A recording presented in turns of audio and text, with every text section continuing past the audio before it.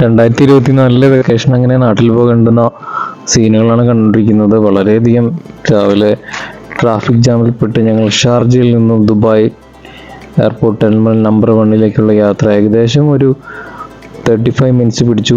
കുറച്ച് ദൂരം ഉള്ളൂ എന്ന് എല്ലാവർക്കും അറിയാമല്ലോ. എങ്കിൽ തന്നെയും രാവിലെ ഓഫീസ് ടൈം ആയതുകൊണ്ടൊക്കെ വളരെ തിരക്കേറിയ റോഡിലായിരുന്നു ഞങ്ങൾ. പിന്നെ എയർപോർട്ടിലേക്ക് എത്തി, ഷോർട്ട് കട്ടൊക്കെ ചാടി. എയർപോർട്ടിൽ പിന്നെ കാർ പാർക്കിംഗ് അധികം സ്ഥലം കിട്ടിയില്ല. പിന്നെ ഉള്ള പാർക്കിങ്ങിൽ നമ്മൾ പാർക്കിംഗ് ഇട്ടു, ലഗേജൊക്കെ ഇറക്കി. അങ്ങനെ നമ്മുടെ റോയി അങ്കിൾ നമ്മുടെ കാറുമായിട്ട് അങ്ങനെ ഓടി മറഞ്ഞു. പിന്നെ എയർപോർട്ടിലെത്തിയപ്പോഴാണ് ഒരുപാട് നാളായി ഞാൻ വിചാരിക്കുന്ന ഒരു എമിറേറ്റ്സിൻ്റെ ഒരു ഫുൾ വീഡിയോ ചെയ്യണമെന്ന്. നാട്ടിലേക്ക് നെൽസനും കുക്കും 1.5 വർഷത്തിന് ശേഷം, ഞാനും 55 ദിവസത്തിന് ശേഷം വീട്ടിൽ നാട്ടിലേക്ക് വരികയാണ്. അതെ,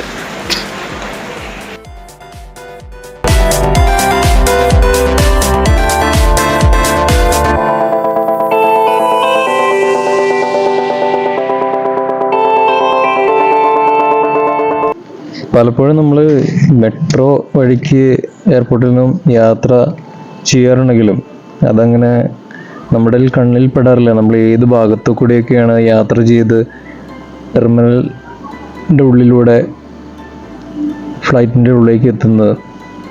നമ്മളെ ഗേറ്റ് കണ്ടുപിടിക്കാനുള്ള ശ്രമത്തിനിടയിലാണ് മെട്രോയിൽ യാത്ര ചെയ്തത്. പക്ഷേ മെട്രോ വളരെ സ്പീഡിലായിരുന്നു, ദുബായ് മെട്രോയിലേക്ക് യാത്ര ചെയ്യുന്ന പോലെ.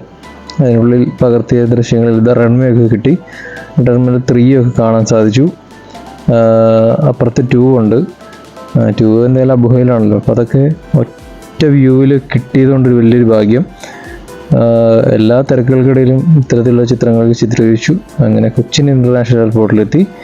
ഡ്യൂട്ടി ഫ്രീയുടെ വളരെ മനോഹരമായ ദൃശ്യങ്ങൾ പകർത്തി. അങ്ങനെ 1.5 വർഷത്തിന് ശേഷം നാട്ടിലെത്തി. ഞങ്ങളെ കാത്ത് പപ്പയും നടക്കുന്നുണ്ട്.